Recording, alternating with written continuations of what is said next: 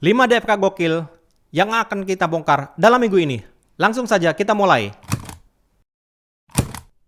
Pertama, Indonesia siap mengakui Israel dan sekaligus membuka hubungan diplomatik dengan Israel. Indonesia siap untuk mengakui Israel dan kita siap untuk membuka hubungan diplomatik dengan Israel. Ramai postingan di akun X @Independen Sumatera. Pidato Presiden Prabowo yang menyatakan Indonesia siap mengakui dan membuka hubungan diplomatik dengan Israel. Bahkan postingan tersebut sudah mendapatkan lebih dari 9.100 retweet dan lebih dari 24.700 like. Faktanya, pidato di awal sengaja dipotong. Pernyataan awal Presiden Prabowo memberikan persatuan mutlak, yaitu memberikan kemerdekaan bangsa Palestina dan bangsa Palestina harus diakui oleh Israel. Maka kemudian Indonesia siap mengakui Israel. Pemotongan awal pidato Presiden Prabowo berpotensi menimbulkan misleading dan hoax jika kita tidak melihat dan memahami secara utuh pidato tersebut.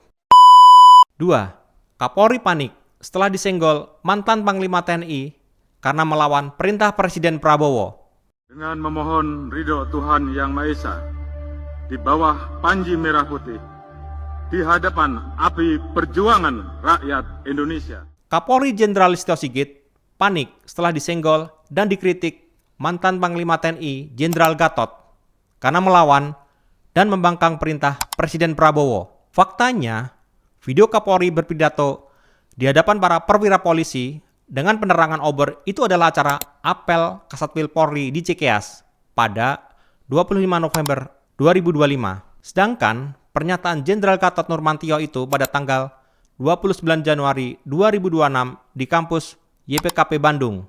Jadi, narasi yang menyatakan Kapolri panik setelah disenggol mantan Panglima TNI adalah tidak benar. Video tersebut kejadiannya 3 bulan sebelum disenggol oleh mantan Panglima TNI.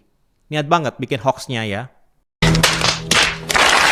Kesetiaan Kapolri terhadap Presiden Prabowo juga telah dinyatakan oleh Wakil Ketua Umum Partai Gerindra yang sekaligus Ketua Komisi 3 DPR RI Habibur Rahman. Aceh Tamiang kembali dilanda musibah bertubi-tubi. Kali ini badai debu.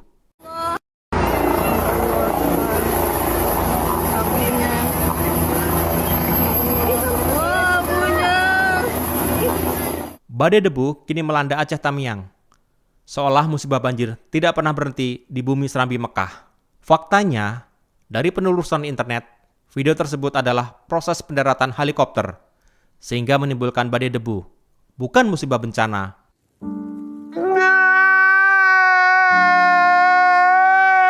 Video utuhnya dipotong dan dinarasikan seolah terjadi musibah badai debu di Aceh Tamiang. Aceh tidak dalam kondisi baik-baik saja. Sebuah postingan di akun X @aceh yang menampilkan sebuah foto sebuah rumah tertimbun lumpur tanah sehingga sampai atap di daerah Aceh. Faktanya, postingan ini cukup viral. Di RT lebih dari 8.200 dan lebih dari 22.500 like. Dari penelusuran Google Image, foto rumah yang tertimbun tanah lumpur hingga mencapai atap ada di Lumajang setelah banjir lahar dingin. Jadi, jika ada yang menarasikan kejadian di Aceh adalah hoax. 5 yang terakhir nih. Anggaraka Prabowo rangkap 3 jabatan hingga gaji mencapai hampir 1 miliar rupiah per bulan. Anggaraka Prabowo rangkap 3 jabatan dari Wamenkomdigi, Kepala Badan Komunikasi Pemerintah hingga Komisaris Utama PT Telkom Indonesia.